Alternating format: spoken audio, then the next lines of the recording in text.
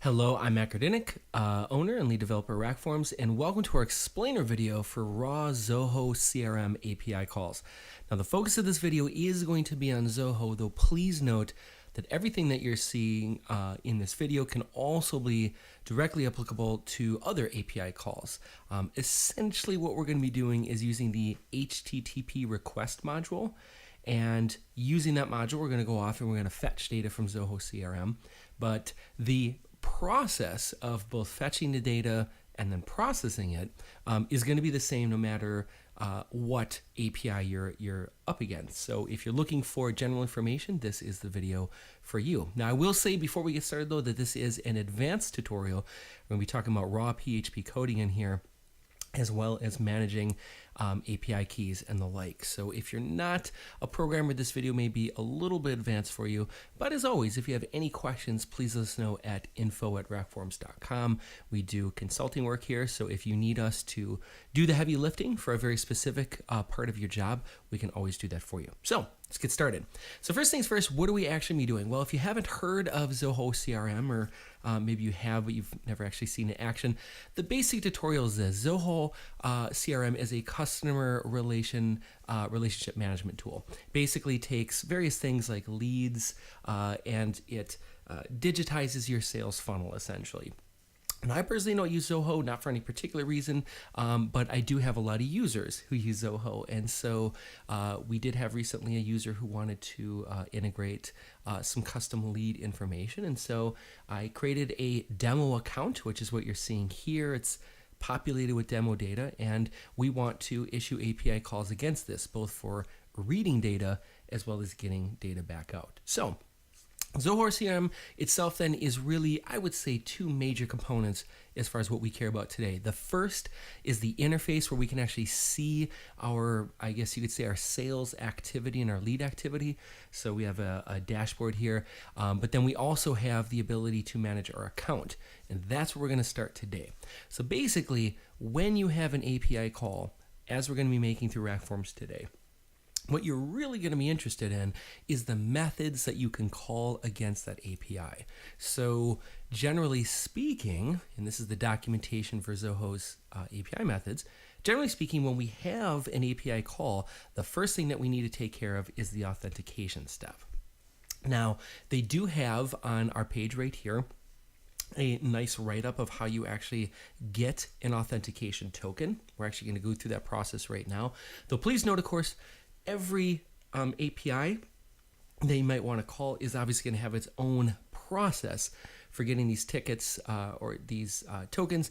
But generally speaking, the overall process of getting an auth token and then making API requests is going to be the same no matter what system you use. So this is specific to Zoho, but the technique and the overall steps almost always going to be the same. So basically, in terms of Zoho then, it's actually pretty simple. What we need to do is we need to have our account, as we're logged into Zoho here, create a special key, which in this case is just a string of characters that uniquely identifies us. We're then going to use that unique identifier key in calls to the API methods. So we have our authentication token, which we're going to generate right now, which is going to allow us to call the API methods. So the process here, I'm actually going to scroll down. We're going to be using something called the browser mode right here. Basically, the process is this. We're going to log into Zoho. We're going to go to our system tab right here, and we're going to go to setup. And then from setup, we're going to go to developer space and APIs. Now, I will actually say that if you've never used Zoho before, and specifically the API section, you're going to get a different screen than what I'm about to get. You're going to click this and you're going to see a screen that basically says, would you like to create a new key? Now, I've already done that before, so I just get a screen right here that basically just gives me statistics about the API calls that I've been making. However, even if you have done this before, you've created an API key, we can always create a new one by going authentication token generation right here. So obviously this is going to change as time passes, but generally speaking, we're going to have a way of creating a token, and in the current version of Zoho, it is right here. Basically, when we do this then, it's a really simple step. We're going to give our application a name. In my case, I used Rackforms, and I click generate. And then all this is going to do is this is going to give us our API key, which we're going to see how we use that in just a second. Now, because I already created mine, I can actually find mine by going to my account under the setup menu right here, active auth tokens, and then I can see my tokens right here. Now, it is important to note here that I'm making a video, so I'm just showing my auth token. This is supposed to be secret here. You would never want to give this away to somebody because you would effectively giving them access to your data. So be very careful about how you show this information right here. Again, I'll be changing mine as soon as this video is published, but just be careful with this particular value. Now, once we have this value right here, once we've generated one of these, this then is going to be used in our API method calls. So how do we actually do that? Well, I'm actually going to go back to our documentation and I look at API methods.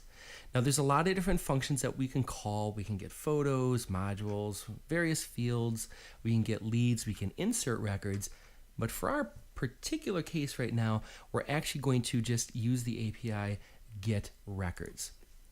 So get records then, if we scroll down our documentation, has this basic format. It is literally just a URL endpoint that I can call, which is in our case going to retrieve an XML file. We then take that XML file and process it in RackForms. Again, we're going to see how that works in a second, but what's kind of interesting about these calls here is I can literally take this URL, open a new tab right here, grab my API key, like this right here, and I can replace the auth token part with my actual auth token, and watch what's going to happen here. This API call actually works. I'm going to open the response. Notice we got an XML file right here called response.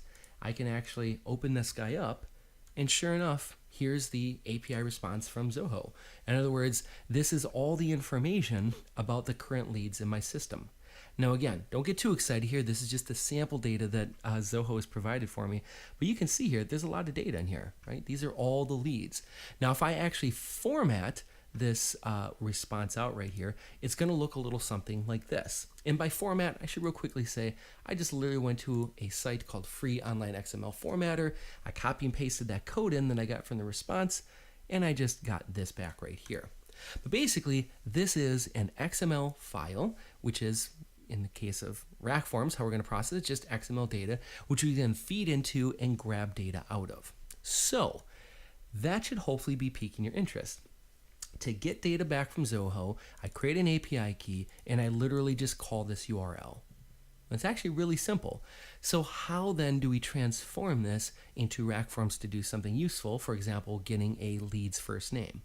Well, it's actually going to be pretty simple. I'm literally going to copy this URL right here, and in RackForms, I'm going to add a new web service module. So I just created a basic page right here, and this is probably where you got the video that you're watching right now, the link right here. And basically under HTTP requests, then I'm literally just going to copy and then paste that value in there. So the URL of our request is going to be the exact same thing that we called right here that returned an XML file. Now, the difference is that in RackForms, we're going to set a request method to be a curl post. So notice we have two different curl posts right here. I'm selecting the first. Both of these would work, but I'm selecting the first one just because we don't need return headers. And that's literally all there is to it. The URL and the type of call that we want. And by the way, the get would actually work as well. The only reason I'm not using that here is I don't have SSL set up on this machine. So sometimes when you use different request methods, they have different requirements for how they return data. In our particular case, a get is going to require, in this version of PHP that I actually have SSL probably set up. I don't on this machine, it's a local machine, but on your server, you may have that set up, so both would work. I don't want to muddy the waters too much, but I just want you to note here that these are all very similar. These are all going off on the internet and fetching some data somewhere. It's just that sometimes it's easier to use curl post to get data, especially on development machines. Anyway, with that done, that's literally all there is to it. I run this page, and same as my web browser went out and fetched that data and returned an XML file, RackForms is going to do the exact same thing for you here. Now the difference is that on a web page, we obviously can't expect users to take a raw XML file, paste it into some formatter, and then do something with it. We obviously need to programmatically manipulate the XML data in that file and then do something interesting with it. Now, the do something interesting with it in this particular case is I've populated this form field with the first name of the most recent lead. So if I actually run this file right here, you can see here that Leslie is the most recent lead, or at least the first lead that I'm returning in my leads right here. So as a matter of fact, if I look, I should probably see Leslie right here. So how do we actually manage this? Well, this is where we get, unfortunately, into a little bit of programming right here. So basically, when we return raw XML like we did, RackForms provides you an area that you can add code to process the response of an API call. Now, in this particular case, we're just getting raw XML back, but this could also be JSON data, could be custom formatted data, etc. But because we're using XML, we basically need to use PHP's simple XML library or an equivalent to get in there and parse out that response. Now, just to start parsing this through and actually seeing what we're getting back, the first thing that we're going to do is we're literally just going to echo out something called response and then kill the page execution. And this is the first really big principle of working with RackForms and the HTTP request module. It turns out that when we return data by just doing this right here, that is literally copying and pasting our code in, the thing that we got back was interpreted by the browser as the file that we want to download. So I access this, it says, hey, would you like to download this file? Well, it turns out in curl land right here, when we perform this post, RackForms is actually wrapping it up into a PHP variable called response. And response is literally just a raw string. There's nothing special about it. And in fact, if we see our web page right here, you can see that indeed we have this weird series of numbers. Well, it's important to note here that because this is in the context of a web page, it's actually misinterpreting our raw string as something other than that. However, if we go to the raw page source right here and scroll down to the bottom, you'll notice that this is indeed literally the same XML data that we got from before. So notice here we have that top line, same right here. We have response URI, same here. Then we have a field called result, leads, row number 1, etc., etc. So this is just the string of XML, but because we're in a web browser and because web browsers are expecting to be formatting HTML, it's kind of misinterpreting what this is, and it's showing us this weird string instead. But rest assured, the raw XML data is in fact right here. Well, the good news is instead of actually just looking at this raw weird data here, we can actually take this a step further, comment out that line, and actually parse this as an XML string. Now, there is one quick note that I would make right here, that if you've ever used simple XML before, a lot of times you've just left the two items right there out. Unfortunately, because of the way the XML data comes in, we have to tell the XML data to not process the CData sections. Otherwise, we can't directly access fields.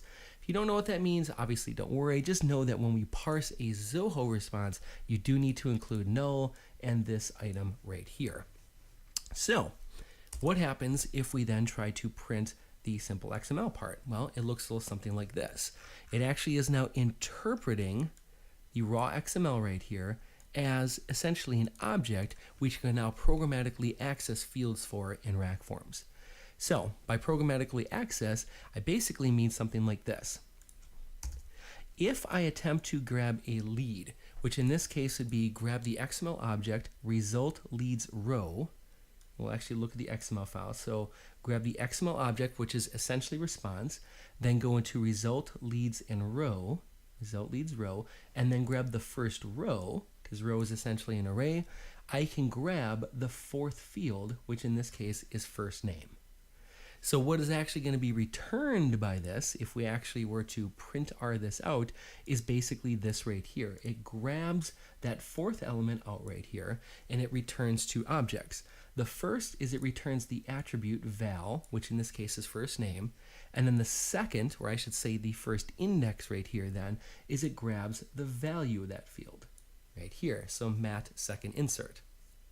So in order then to get the attribute name, I would use this path right here. I'd use XML result leads row 0, FL4, so essentially the same thing we did right here, but then to access the attribute name, I'd access it by its name, which is val. And so notice right here that there is mostly, well, I will admit this is kind of confusing the way simple XML works, but mostly a pretty one-to-one value of what you're getting in the return versus how you actually access a field. But I will be the first to admit that it's not always obvious how this works. So if I were to do this though, and we'll do this right now, that's exactly what I'll echo out.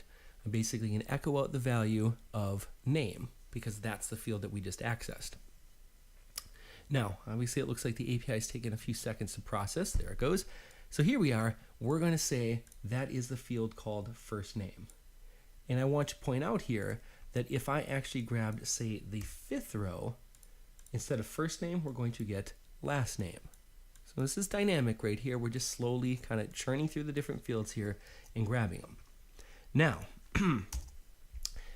more than likely though, the thing that we're actually going to be interested in is actually grabbing the value.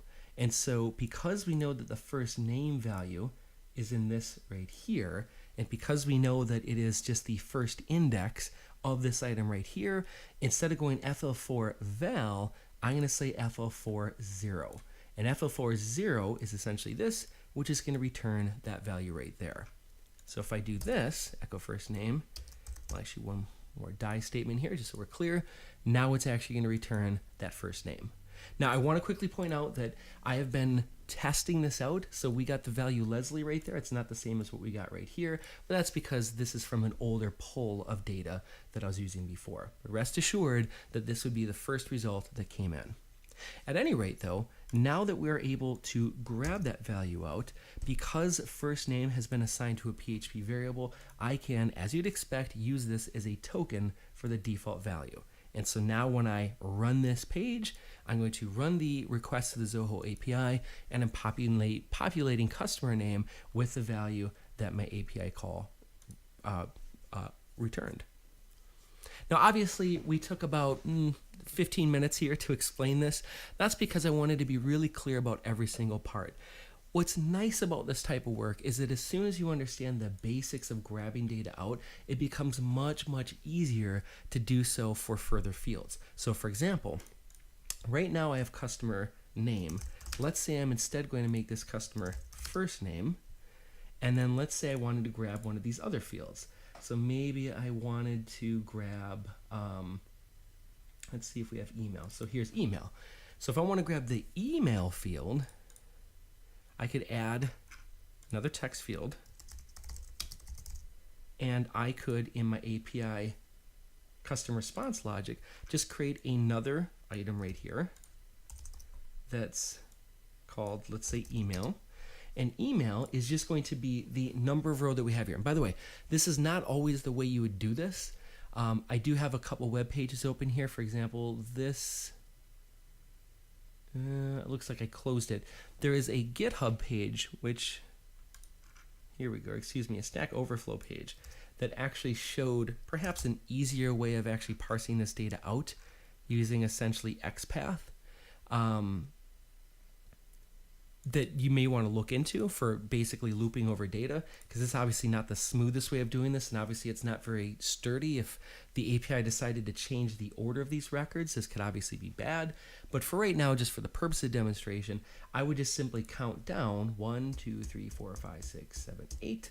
I know that the FL8 field is going to be the email value, and now I know that if I put in $email, that is going to return, as I'd expect, the value of email. It looks like I actually got it one wrong.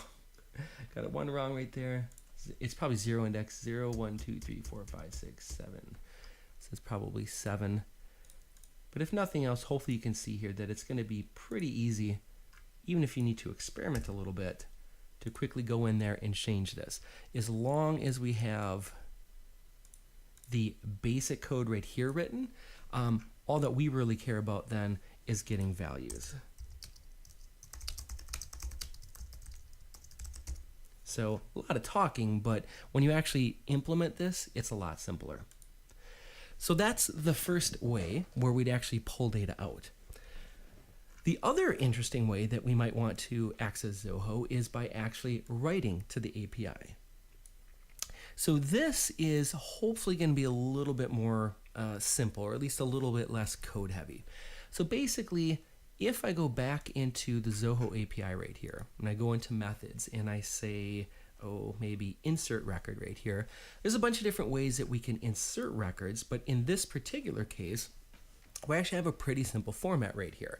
I once again have an API endpoint, so a URL with some parameters, including our auth token, and then, importantly for us, some XML data that we put into a parameter called XML data. So basically, if I want to insert a record into Zoho, so long as I'm supplying these values right here in this format, that is an XML data called, or an XML item called leads, it should just work.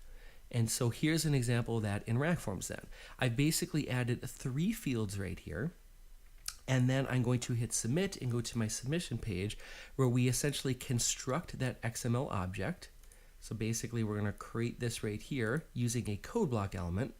We're then going to change that code blocks element using tokens to update it with the fields that we're actually writing to.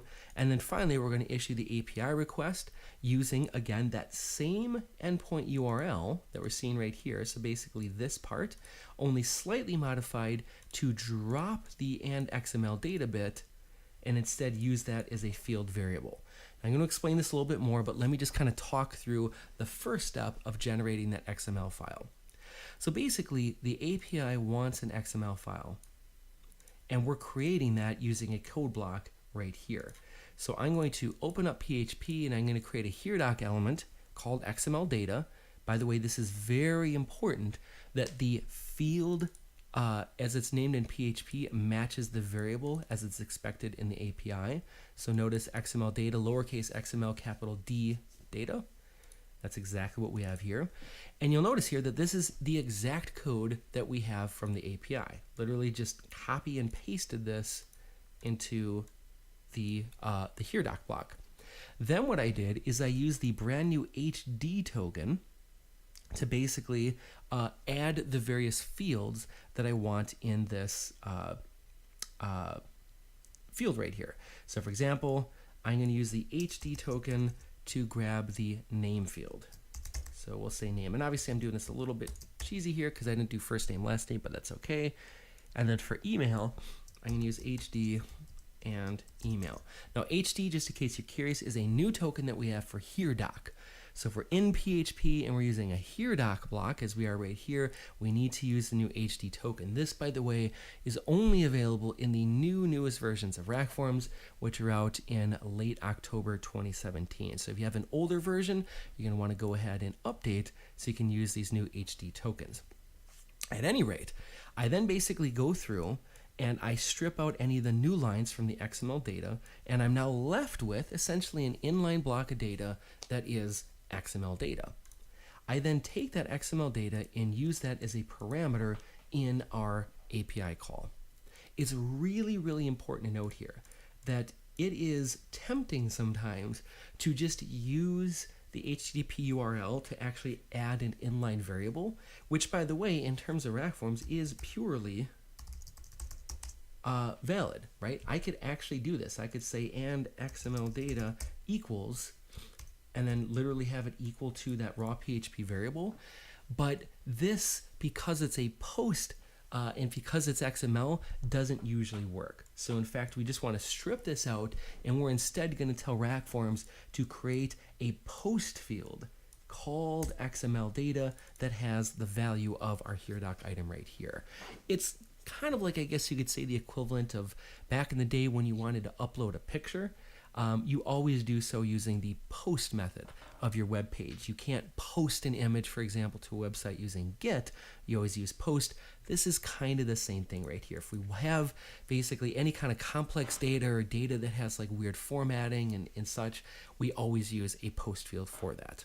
At any rate, when we do this, that is create our XML data field, RackForms is automatically going to take this API right here. It's going to add this as a post field, and it's going to post it to the endpoint as we have set. And so now I should be able to just go ahead and have my values, hit submit, and our record has been added successfully. Now I just want to quickly point out right here that I'm getting this message right here because I'm echoing out the response object of this XML HTTP request right here. Or I should say this HTTP request that returned XML.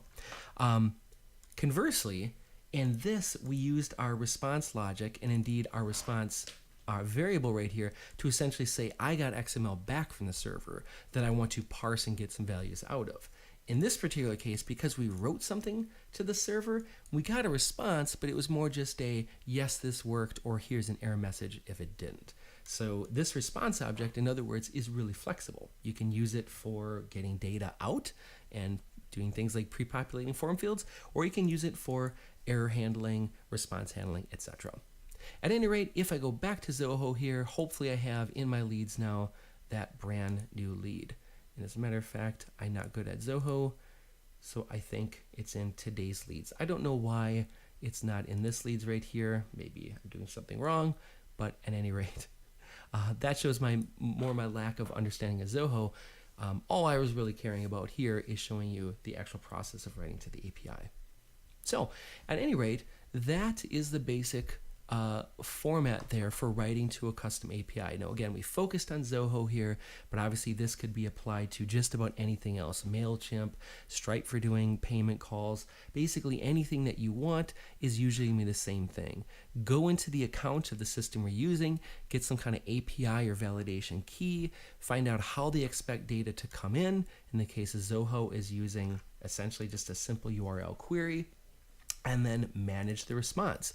If we're parsing data that we want to display, we're usually going to do something like this. We're going to convert XML data into raw objects that we can use. Maybe we'll parse a JSON response as native PHP objects, etc.